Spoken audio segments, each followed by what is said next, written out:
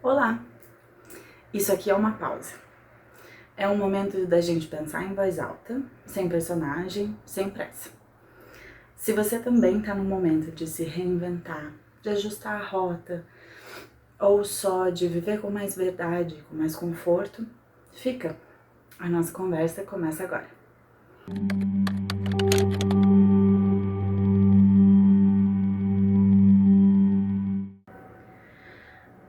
Durante muito tempo, eu achei que estilo, corpo e beleza tinham um prazo de validade. E mais ainda, que existia um jeito certo da gente estar no próprio corpo. Quando eu era adolescente, comecei a ver coisas como Friends, por exemplo, que é uma série que eu adoro, entre outras, dessa mesma época, dos anos 90, falava-se muito sobre fazer 30 anos, que fazer 30 anos, meu Deus, você estava ficando velha. E aí eu fiz 30 anos e nada mudou. Existe uma pressão quase silenciosa, sobre o corpo feminino. É uma questão muito grande, assim. Será que o que muda é a idade ou a atitude que a gente tem para com o corpo da gente ou para onde a gente devia estar em questão profissional e pessoal de uma vida?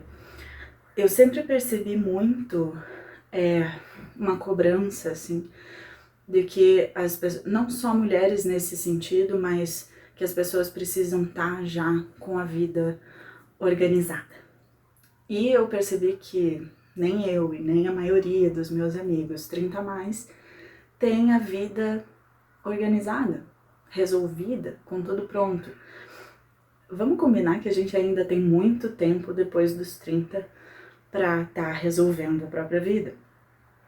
O que eu percebi depois que eu completei os meus 30 anos é que eu ainda queria muita coisa.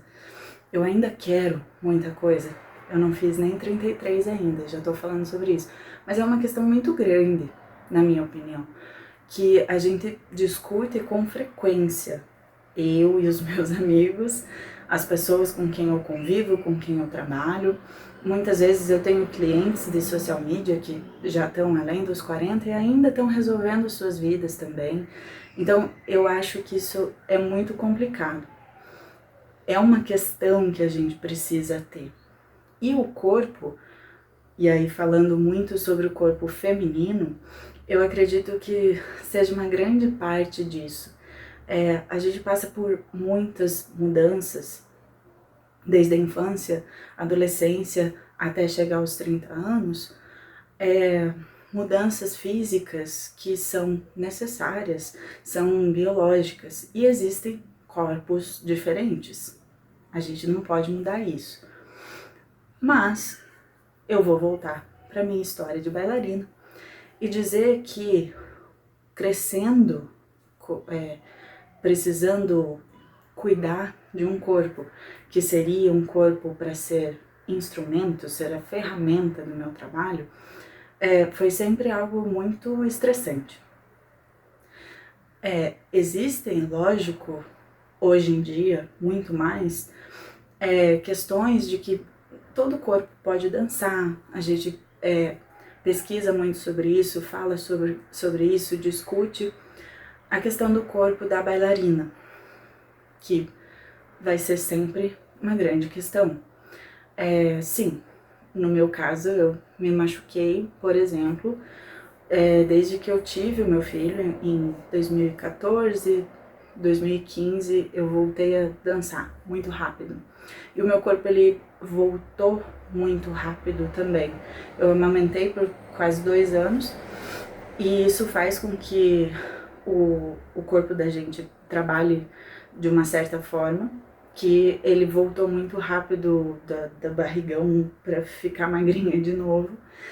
E isso meio que atrapalhou um pouco a reorganização dos meus músculos, dos nervos, o alinhamento como um todo.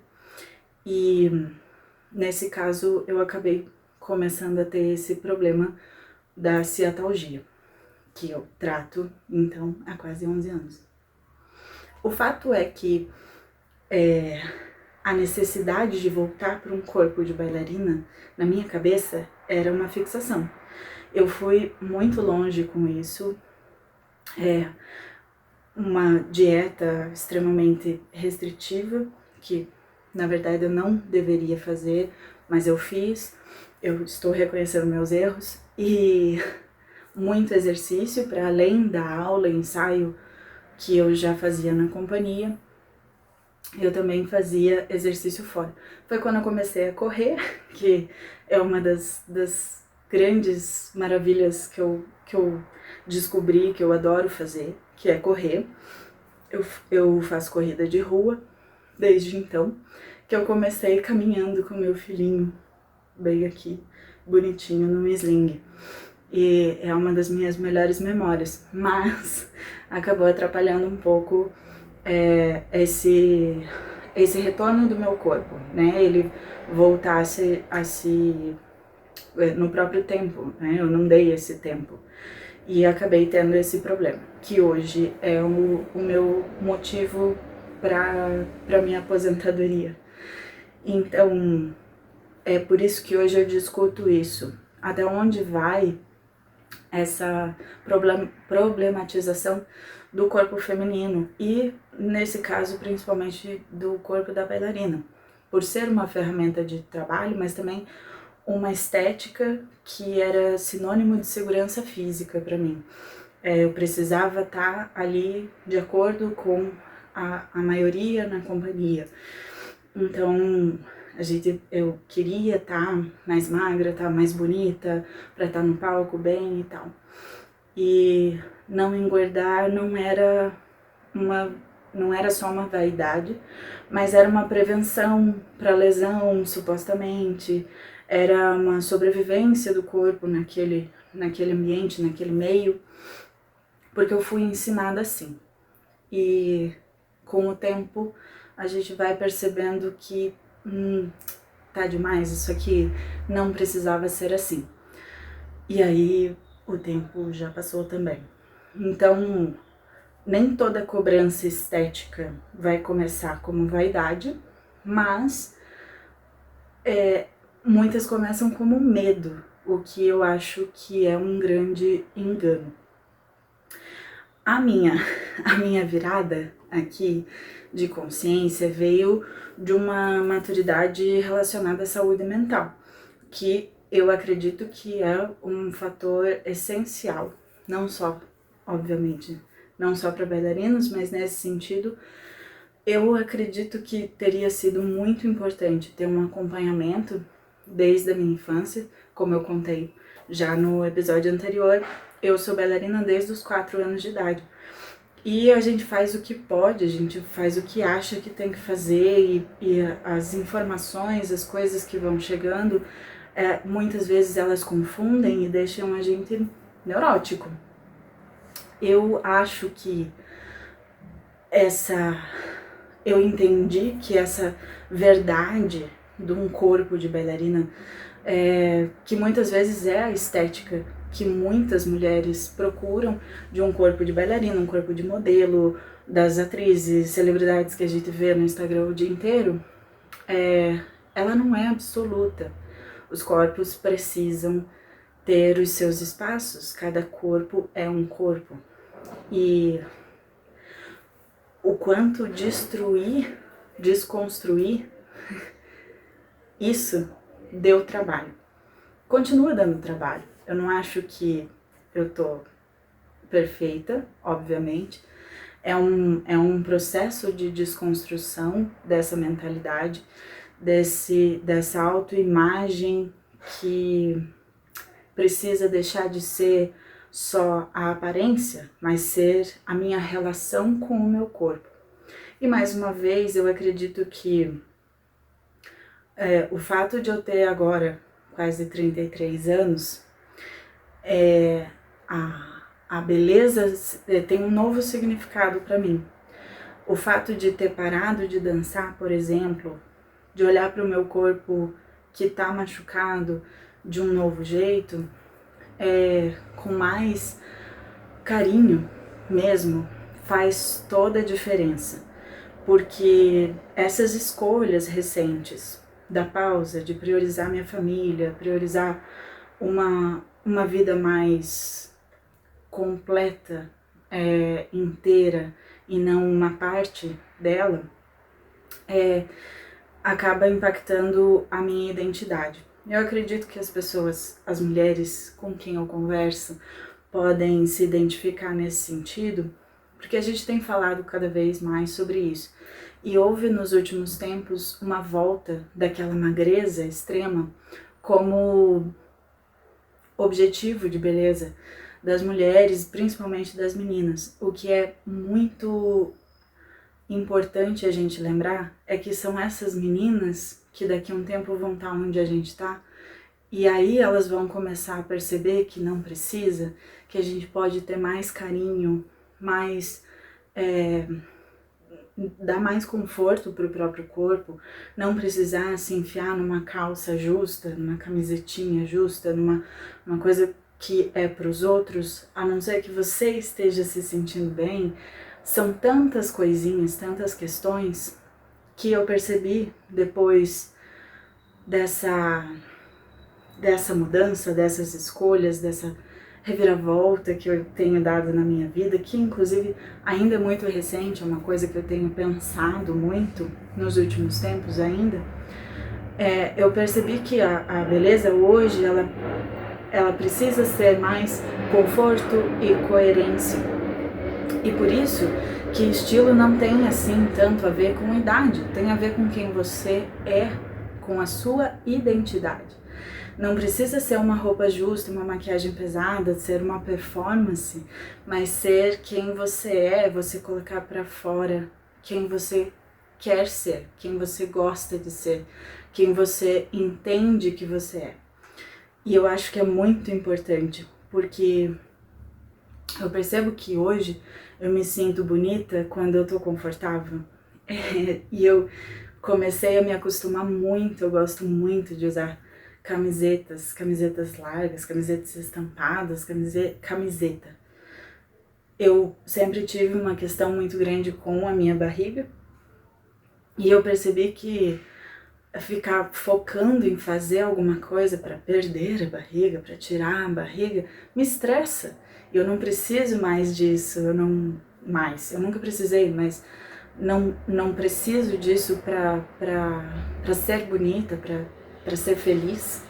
E eu passei a me identificar como essa pessoa e como essa pessoa se veste, que não é mais só a bailarina. Eu sou mãe, eu sou muito mais do que só aquela bailarina que precisava ser magra, que tinha que estar sempre num certo peso e que estava sempre reclamando que não chegava lá, porque o meu corpo não foi feito para isso. E aí abraçar essas mudanças, essas diferenças, que corpo é esse? Eu não preciso ser outra coisa para estar dentro dele, é a minha casa. Então, para a gente refletir mais amplamente sobre isso, o que muda dos 20, 30, 40, 50? Eu acredito que o que muda é a própria confiança. Já percebeu como mulheres mais velhas, a partir dos 50 por aí, eu prestei atenção a algumas com quem eu tenho mais convivência, elas não se importam tanto com usar coisas, peças, por exemplo, de roupa ou peças de joia, que destoem um pouco, que chamam muita atenção, elas estão mais confiantes com quem elas são e não precisam provar nada para ninguém. Eu percebi agora, com os meus 30, quase 33 anos, que isso faz muita diferença, que eu ainda me importo muito com o que os outros vão achar. A gente tem muita questão com tendências, com estilos, tem que se encaixar dentro de alguma coisa. E muitas vezes essas mulheres com 40, 50, 60 anos, elas não têm mais tanto essa questão, essa preocupação, porque elas já viram tantas modas, tantos estilos, tantas tendências e adaptaram aquilo que elas gostam. O que elas priorizam é estar confortável, tá dentro da sua rotina, o que você vai fazer, quais são as prioridades, por que eu vou colocar um salto alto, por exemplo. Lindo, maravilhoso. Se eu vou passar o dia inteiro andando nas ruas de Curitiba, que tem paralelepípedo, que tem petit pavé, que tem um monte de coisinha que aquele salto vai entrar. Então, não entrar nessas questões, porque não, eu tenho que estar de salto, porque onde eu trabalho as pessoas só usam salto, entende? Não precisar estar dentro de um estilo, dentro de uma tendência, dentro daquele grupo específico.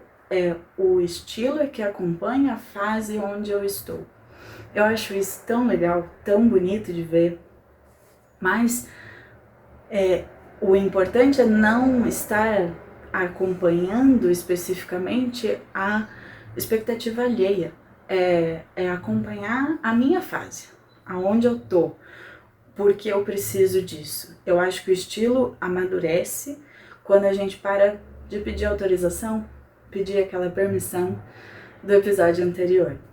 Eu fico muito feliz de me ver no espelho usando as minhas peças, meu jeitão, e eu faz algum tempo que eu não compro roupa, eu ganho muita roupa, eu tenho um orgulho muito grande disso, de conseguir trocar, né, que eu acho que é uma coisa importante da gente pensar com relação à moda, é o quanto ela vai e volta, né, vai e vem. Dos anos 90 até o ano passado estava aparecendo muitas coisas que eram estilos, tendências dos anos 90, agora tá vindo a moda dos anos 2000, voltando agora em 2026, eu acho isso muito legal, e como a gente pode resgatar coisas que a gente tinha, trocar com as pessoas. Eu gosto muito de ir em bazar, em brechó, e acho que é uma atividade, inclusive, muito interessante para a gente socializar, para conhecer pessoas também e descobrir coisas novas, né? Então, eu acho que estilo não tem idade, para mim não tem que ter idade, o corpo não tem fase errada e a beleza não é uma regra fixa. A atitude é uma escolha diária que a gente faz. E que tá tudo bem a gente tá aprendendo e tá crescendo e tá desenvolvendo o próprio estilo, tá entendendo do que gosta. E que não tem que ter nada resolvido com 30 anos, nem com 40, nem com 50. Eu posso me resolver lá com os meus 80 anos. Seria incrível, porque isso só quer dizer que a gente está se desenvolvendo, que está se encontrando e que é importante que a gente olhe para dentro, para acreditar, entender e aceitar quem a gente é. O que muda não é a idade, é a coragem de se tratar melhor. Obrigada por pensar comigo, e se algo do que foi dito aqui ficou ecoando, deixa ecoar. Nada precisa ter uma resposta imediata. Até o próximo episódio e até lá, fique com mais presença e menos cobrança.